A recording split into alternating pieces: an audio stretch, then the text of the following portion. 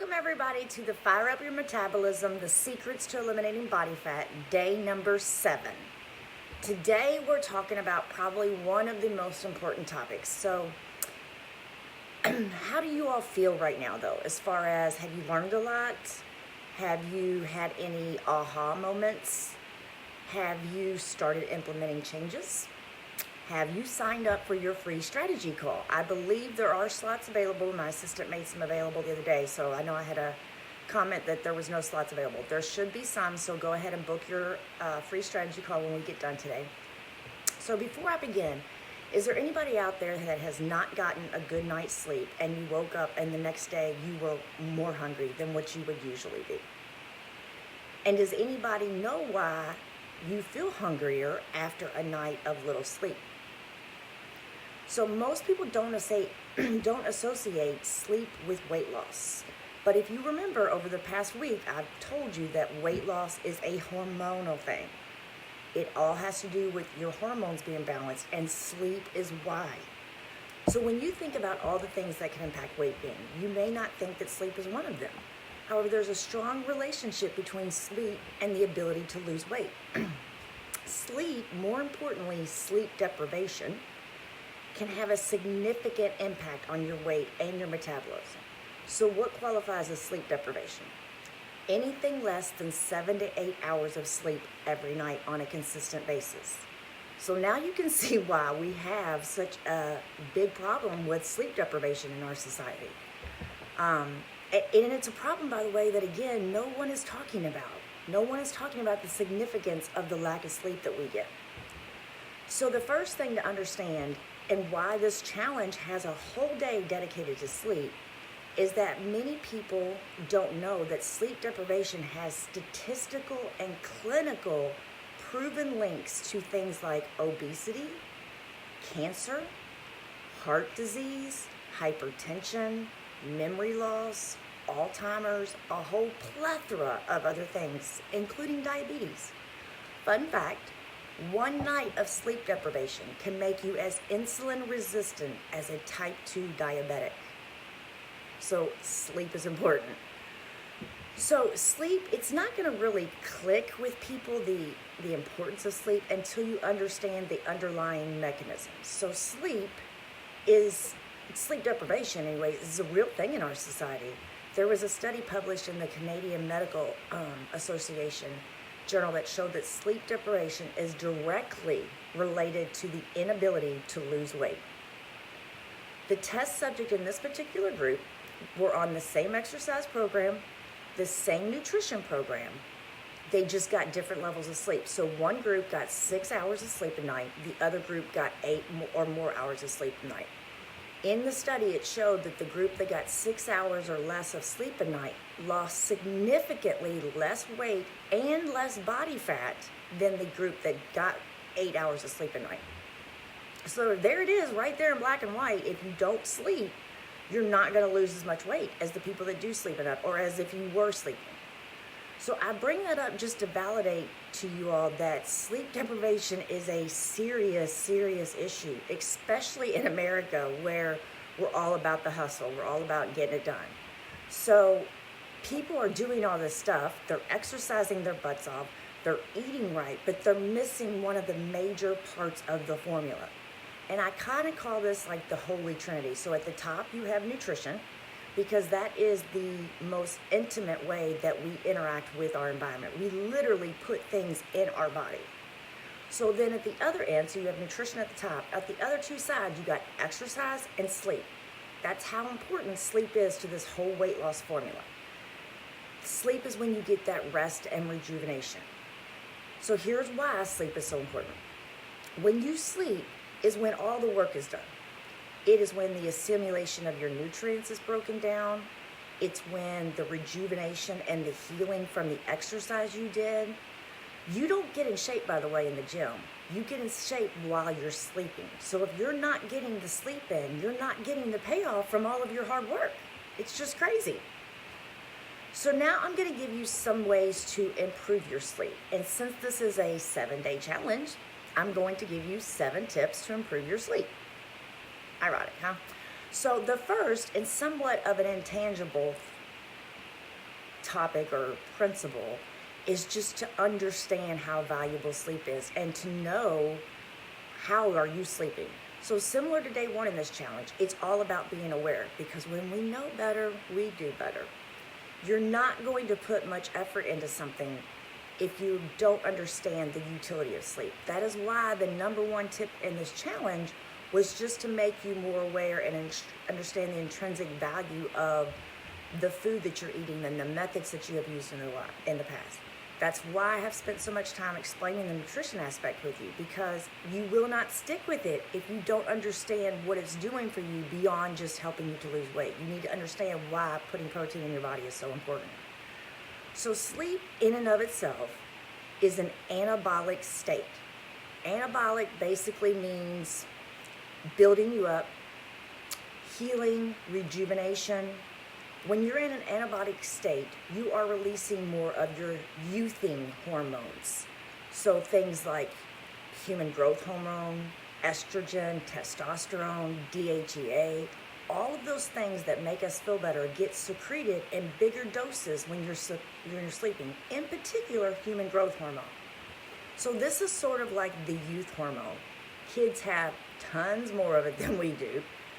And I believe, if I'm not mistaken, there's been several athletes that have been exposed because of using the human growth hormone because of its effectiveness in training. So at the age of 20, though, is when we will start to see a steady decline of the human growth hormone. So this is why when you go to the parks, all the kids are running around with all this energy, and you have the parents sitting on the sideline saying, be careful. They're not getting up to help their children because they're too tired. They're just saying, be careful. So for us in our society today, many of our ancestors and our ancestral cultures, the adults would do a lot of stuff with the kids. Some particular studies show that we think our ancestors worked so much harder than we did. But in fact, they were working actually about less than 20 hours a week. The rest of their time was spent with family, telling stories, having tribal communion, and in relationships, stuff like that. So that's definitely something that we don't do as much anymore. We don't play enough. We play video games, so we use our thumbs or our fingers to pretend to play a game. That's a whole other story I can go on to, but just on sleep. So now on the other flip side of the coin, when you're awake is very catabolic. It breaks the body down. Just being awake and messing around is catabolic. Now, that's not saying that it's not important, because the anabolic state is predicated on the catabolic state. So it needs to be there first. There has to be some form of a breakdown in your body in order to heal from it. If you don't have a balance of these two things, that's when you have problems that start showing up.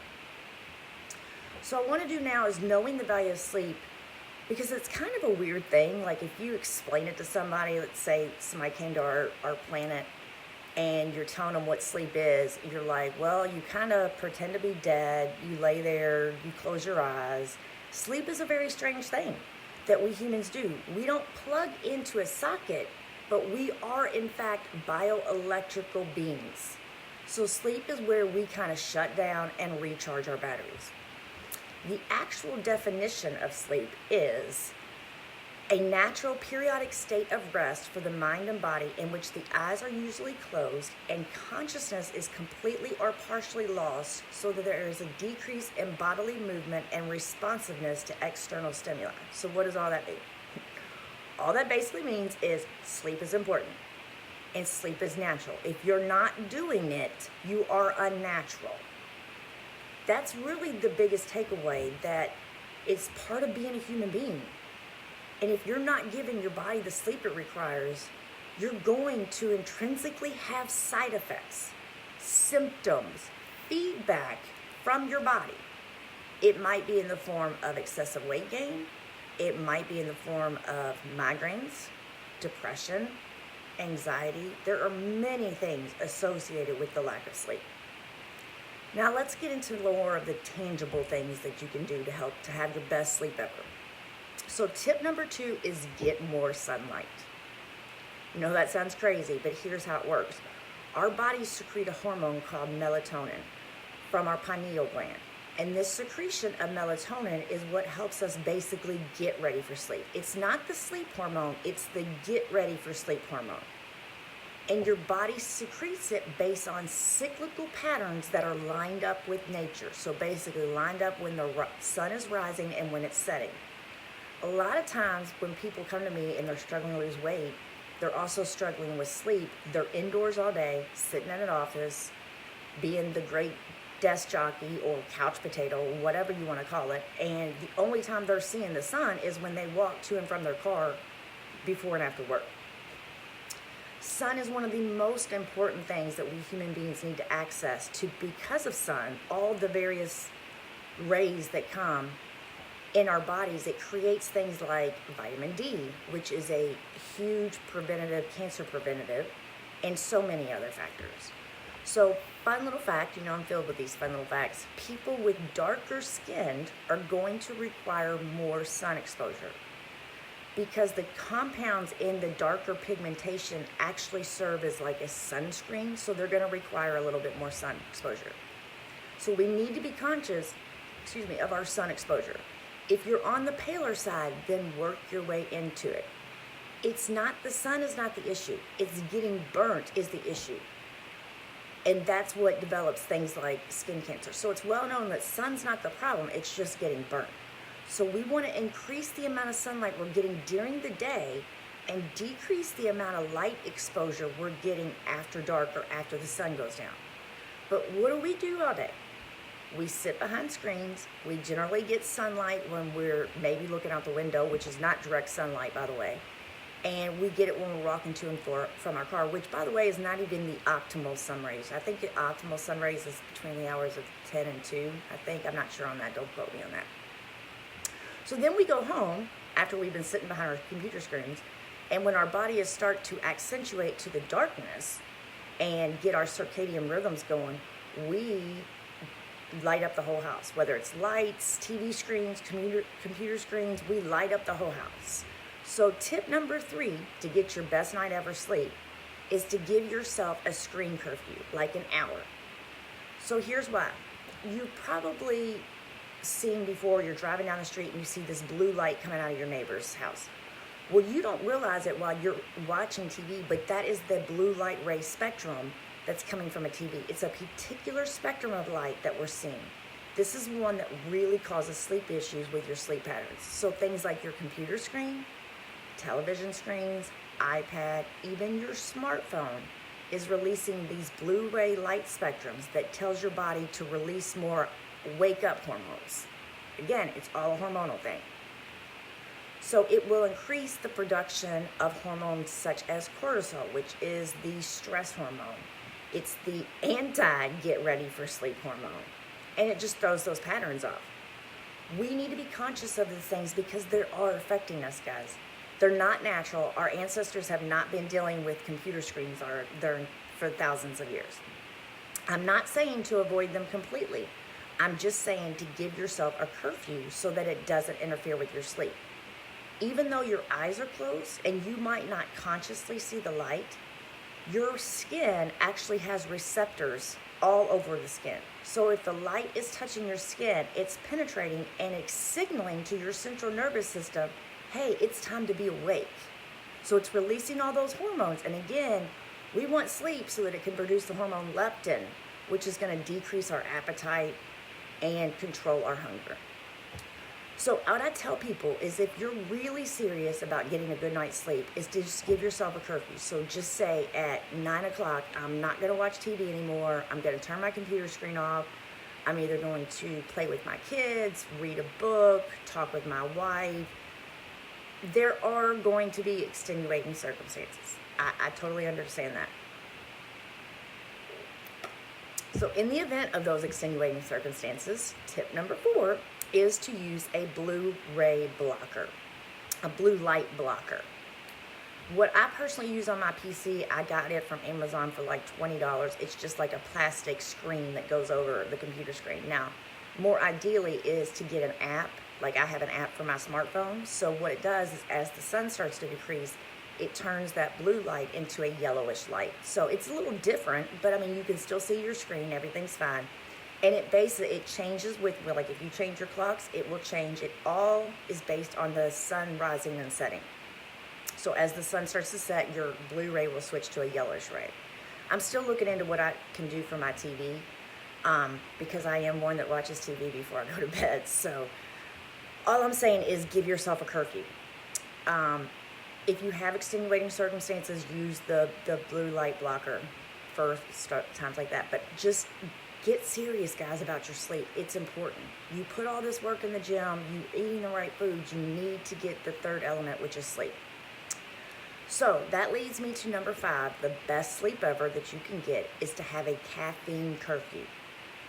So what needs to be understood is that caffeine is a very powerful stimulant to your central nervous system. It literally lights up your central nervous system and tells it to forget about sleep. Now, most people will drink coffee in the morning, or they'll drink coffee to stay up all night. What people are unaware, though, is that coffee drinking earlier in the day might be affecting their sleep that night. And the reason why is because depending on your sensitivity to caffeine, caffeine has what's called a half-life. So that means it can stay in your system from anywhere between 1 hour to 6 hours.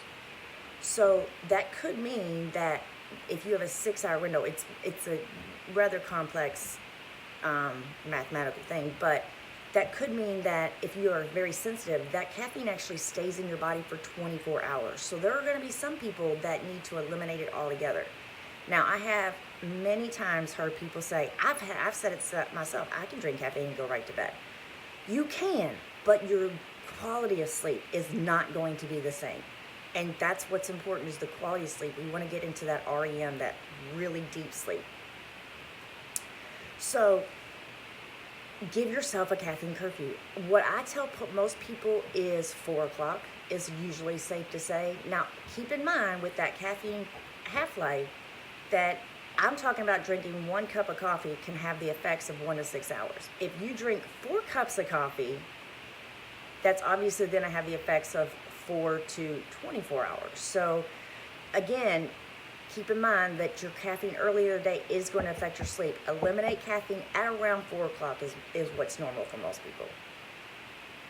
So a lot of people think that coffee is very healthy for you, and it does have some healthy components too. I went through a period of time, so I gave up coffee in 2007 when I was competing in that bodybuilding show. Not because I had to, because coffee is not, in essence, is not unhealthy. It is a stimulant to your central nervous system, and I'm not saying that's a bad thing, but it's what people put in their coffee that makes it so bad. And I was one of those flavored creamer people. Now, I went through a period of time in probably 2014 where I drank coffee all day long, and I swore it never interrupted my sleep until I understood the whole half-life. So we can build up a tolerance to caffeine, I'm not denying that, but just remember that it is a powerful central nervous system stimulant, which your central nervous system doesn't take a lot to stimulate it. So be careful of these energy drinks. They're loaded with sugar, first of all. You should not be drinking an energy drink. You want to get, just like you want to lose weight naturally, you want to have energy naturally. And when you're eating the right foods that give your body energy, you won't need the caffeine. So, can you make up for lost sleep? That is a topic of hot debate. I firmly agree, and most of my mentors agree, that you cannot make up for lost sleep. It's a cumulative effect. So, you can fix problems with your sleep by getting caught up. You can fix your sleep cycles, but you can't get 4 hours of sleep and then work for 20 hours and think that your body's going to sleep for 8 hours the next night. It just doesn't work that way. Again, the effects are cumulative, and so the longer that you go without sleep, the harder it is to get those circadian rhythms back in check. Now, there's a lot of people that will go through the week and sleep very little, and then they say, I'm going to make up for it on the weekend. Don't anybody wake me up. I'm sleeping all weekend. So you will, so the first day that you sleep, that you get caught up on sleep, you're actually going to feel more tired than what you felt even before. Now, by the second or third day, you will start to feel normal again, so to speak, and then they go right back into that schedule. So they deprive themselves for 5 days, and then they catch on to it. It's just a vicious cycle that you're messing with your metabolism. You really are. Sleep is that important. So number 6, tip number 6 on how to get the best sleep ever is to be cool. I know that sounds crazy, and what does that mean? Studies show that the ideal room temperature for sleep is 68 degrees. Anything above 75 or below 54 will most likely cause sleep disruption. There is something called thermal regulation that our bodies do as it starts to accentuate into night and get into sleep. So our body's core temperature will actually drop down. And that's basically your body's way of getting you into a sleep state, into a state that's going to keep you asleep. So if you are not comfortable, if the temperature is not comfortable, then lower it. Try reducing the temperature. Now, I personally sleep with my window open, just crack, even in the winter, just crack. I like a very cold room. I like to feel warm in my sheets. It probably, some might even get below that 57, but it's all in what is comfortable for you. But ideally, we do not want warm temperatures. We need our bodies to be cool. That keeps us in that sleep state. So tip number 7, and this is critical, is to get to sleep at the right time. We are lined up with nature. There are certain hours that are shown to have the greatest hormonal secretions, the most rejuvenation for your body and mind during these particular hours. So those hours are between 10 and 2 a.m. Those are your money hours, between 10 p.m. and 2 a.m. Now, studies show that any sleep you get before midnight, so let's say you go to sleep from 10 to 12, you will actually get the rejuvenation aspect of 4 hours of sleep. So any sleep before midnight, you get double the rest and rejuvenation, double the hormone secretions that you would get after midnight. I know that sounds crazy, but it really is. Studies show that it works. So again, those money hours are 10 to 2. Anything you get before midnight is double the rest and rejuvenation that you would get any other time.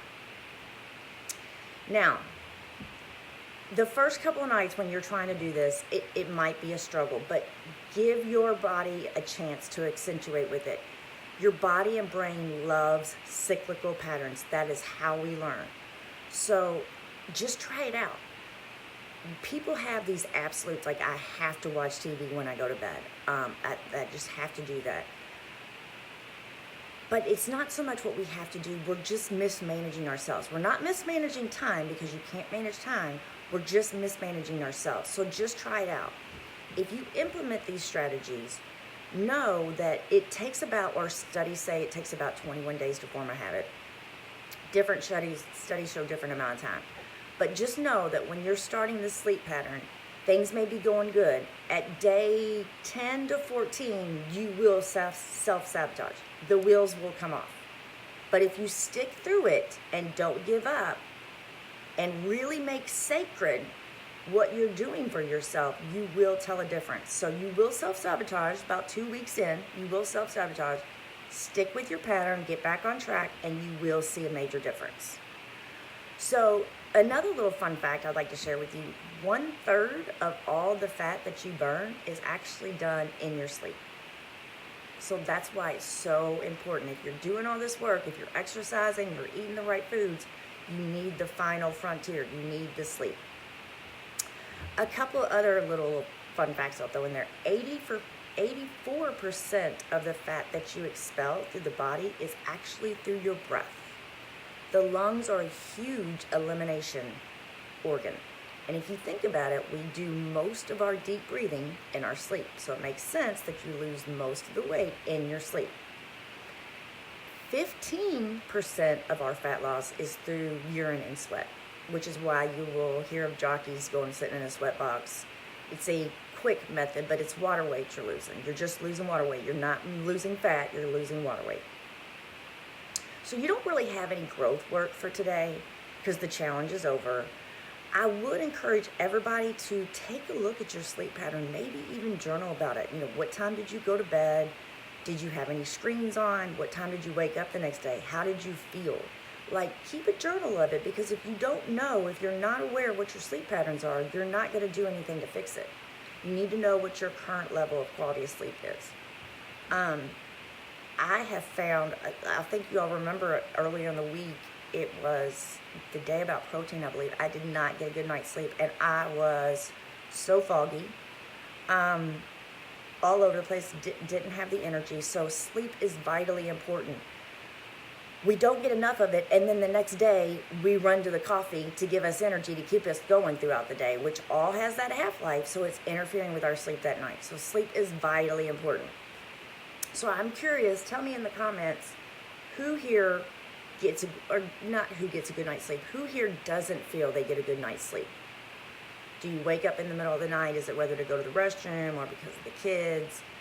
Have you tried any of the suggestions that I have listed, the 6 suggestions? If you have any other natural solutions that you use to help you get to sleep, put them in the Facebook group. I'm always encouraged to hear more options.